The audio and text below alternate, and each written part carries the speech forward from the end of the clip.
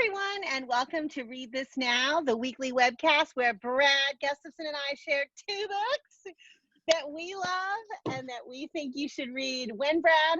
Right now. Did you like my new intro dance? I like that. That's great. It's like a reveal. I wasn't sure who was behind it. I was talking to my kids at dinner a couple nights ago, and I don't even know how I came up, but we were showing moves and stuff, and I'm like, they're like, Dad, you don't actually do that, do you? I'm like, yeah, it's awesome. They're like, no, it's not. So that's why I had to switch it up. They might be slightly biased. Yeah. Oh, I love it. So what'd you read this week? All right, lots of stuff here. The book I'm going to share is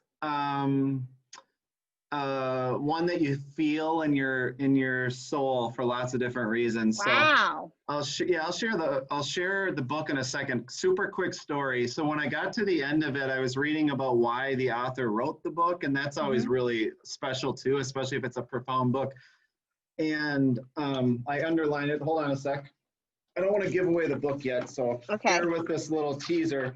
That's okay. I like it. You're building suspense. Thank you. She said, it wasn't until she was much older that her feelings about herself changed, because it helped her to see other women being celebrated for their beauty. So I want to just latch on, and the reason that hit home, and probably why the whole book does, when I was in like third or fourth grade, I did and I do have Tourette's syndrome. I don't know if we've ever had this conversation, but so I had lots more tics, basically, is what they're called, and I still do. I'm still kind of twitchy. You probably noticed that. But it was a lot worse in elementary school, and it felt hopeless at times. And it wasn't until, here's the connection, like I came across a Sports Illustrated article, and it happened to actually be a Minnesota Twin, I think, Jim Eisenreich at the time. It was a real live baseball player that had Tourette's syndrome. And in that moment, I thought I was alone until I read that and actually had hope. I'm like, oh my gosh, like all this stuff that's hard, that I hate, that I whatever, like there's another human being out there like me, and he actually is doing, you know what? So I kind of paid it a pass. So when she shared that little blurb about her life, it just reminded me, and you and I have talked about stuff like this before, the power of representation, the power of kids being able to see themselves and maybe a different future than other people have told them by maybe by omission also. So the book is, I want to make sure I'm saying this right, and I know you're obviously familiar with it, but is it Sulwe? Yeah, that's how I've heard it. Okay, Sulwe. And it is, when I said you feel it in your soul, and it's heartbreaking. It's one of those things where there's this precious, beautiful, amazing girl, but she doesn't feel that way because she's compared to other people and her siblings and family, and kids tell her, call her names, and her skin is too dark, and why can't you be lighter like your sister, kind of stuff like that. And just it was heartbreaking to hear, partly because we know stuff like this happens, right? And I mean, let's really, like, if a person like me who made a different kind of connection based on that story I told, but yet I'm also able to see this and have the empathy and realize it's important. I think lots of people will connect with this book for lots of different reasons, but it's just a really, really powerful takeaway. So for all of those reasons, just the power, the beauty, the story, how real it is, how inspiring it is, and how much it makes us think, I recommend you read right now Sulwe by Lupita Nyong'o. I've heard Young, but I could be wrong. Okay. I haven't practiced it, so I don't know. But look at that illustration on the cover. I mean, like, if that doesn't make you want to open the book, I don't know what would. It's just so beautiful. It is. And, just as an educator, as a principal, we know that kids come to our school and kids will say things to them that aren't kind, that aren't helpful, that don't call out their true identity and self and help them lean into that. And that is heartbreaking. So having a book like this in your classroom library or in your monthly principal read aloud repertoire, whatever the case may be, I just see it not only as an important story, but like a catalyst to help launch into conversations and agree on some basic beliefs you know, for where you're, for how you're operating together. You know, it's so, it amazes me every week, Brad, it feels like, because even though we never planned this show except one time, we, it seems like we end up reading in a parallel way sometimes, because my book has such a similar message, but for a slightly older group of kids. And I'll go ahead and reveal the title because I want to share the cover as part of how I talk about this book. But the book is called Snapdragon, and it's by Leyh. And I just want to show this cover because I want to like just spend a minute thinking about like what it is that we notice and what we might think about this book just by looking at the cover, maybe looking at the spine, maybe checking out the back, which has a possum on it. You know, I was reading this book, and it's a graphic novel, okay, and it's definitely for like kids 4th and up, so upper elementary and middle grades for sure. I kept thinking about this activity, which reminds me of your book talk, called identity mapping. And I don't know if you've ever done this with kids or heard about it.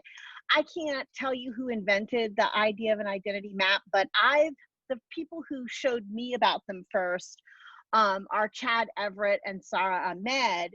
And basically the idea behind an identity map is you have kids or adults first map out on like a thinking map the parts of their identity that other people would notice about them. So like for you, I would notice that you're a male, that you're white, that you wear glasses, you know, like those kinds of things, right? And then you have them. Keep going, Jen. Keep going. Oh, big muscles. Yeah. But then you have them map the things that are most important to them about their identity, and then compare which of those things then can other people really see, you know? So like for me, you know, people might notice that I'm white, that I'm a woman, I have glasses, blonde hair, but maybe, you know, for me, things that are more important about my identity is that, you know, I am a reader, that I'm a teacher, a librarian. Those things are more important, but you just don't see those on the outside, right? And so I kept thinking about that activity as I was reading this book, and then when you were talking about Sulwe, because this book really is about how people are so much more than you can see on the outside, and the things that are most important to them and that might actually really connect you to that person aren't typically the things that we use to judge somebody immediately with, you know, because they're not the things that we immediately see.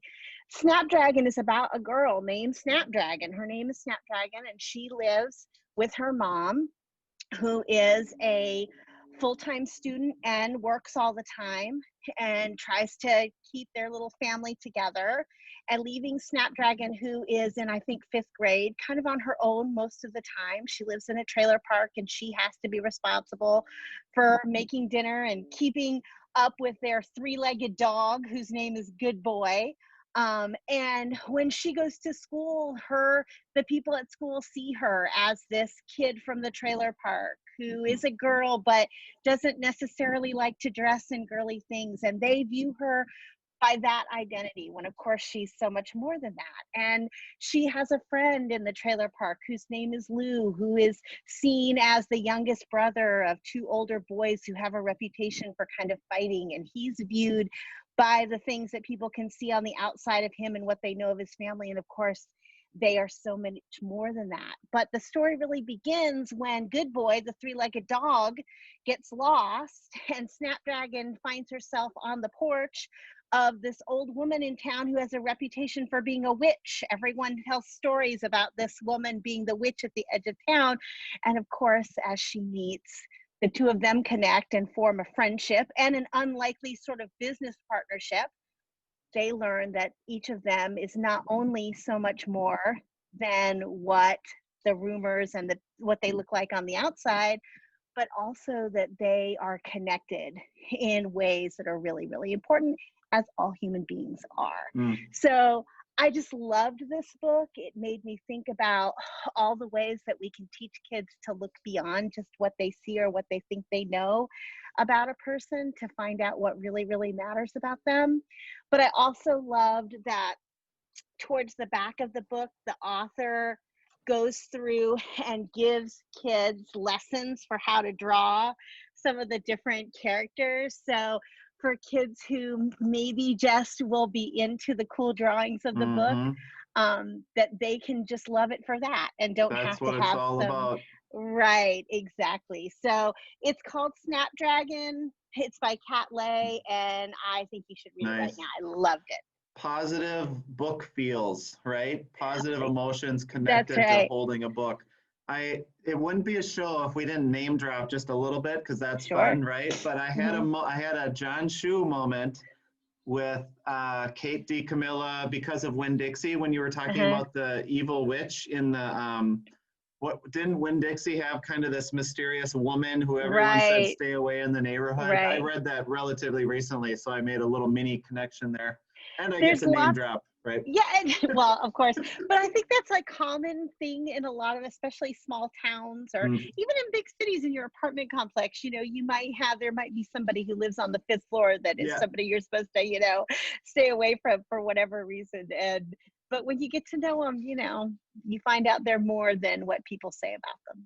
So. Yeah, you know, interesting, super quick.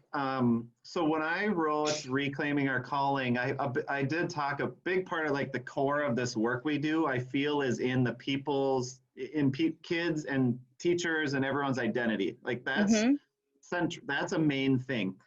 And to get to like learning that last, if you don't see and work through the identity and honor that, like then I consider you're still at the surface. So, and I share like a similar story. Like I would connect with kids, you know, they have a football jersey on, and then we kind of have that relationship. They like the Vikings or the Seahawks or whoever, but sometimes they could kind of care less, or that's just like their initial layer. That's not their identity. Right. For some kids, it actually is their identity, right? And that's okay too. But for a lot of kids, it goes so much deeper, and taking the time to peel back the layers and figure out like what makes them tick, and what do they really appreciate, and what are they scared of, and what do they hope you see. And if you keep showing up consistently, what will they show you? It's a really cool and important thing. But here's the juxtaposition, going back to the book.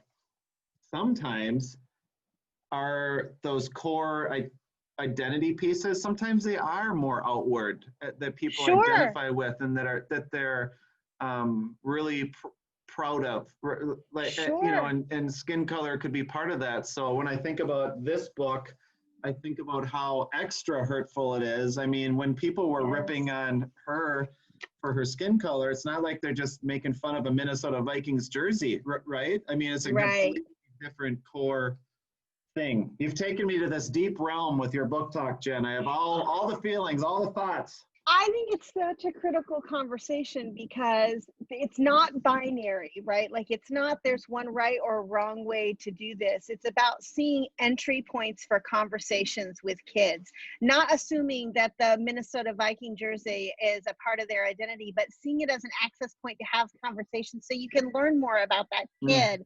You know, and also not assuming that it isn't part of their identity, so that you can be respectful of whatever might come along with that as well. It's all about access points, you know, and looking for them and using them as an opportunity to connect with people, and then learn what is most important about themselves to them, and what you have in common, and also what complements, you know, like how together you make an even more awesome team than you did individually, you know. So all of that is such an important part of our work, maybe now more than ever. And books can be an important part of starting that conversation and giving kids some tools for doing that work themselves. Amen. Well, I'm good. I'm telling you what, we're getting this show thing down. It's only taken us 2 years, but I think we're getting our groove. I know, we've got a quality intro now. You know, our moves are better than ever, right? Maybe this should be the closer. I love it. Well, Brad, if people want to see our archive of all the videos leading up to this level of awesomeness right here, or check out all the books we've recommended, where can they go? Well, I assumed everyone was on there right now, like with a split screen, but just in case you're not watching while you're on the website, it's bit.ly/read_this_now. Lots of great, everything from picture books to graphic novels and lots of other good stuff. Awesome. Well, thank you, my friend, and happy reading, everyone.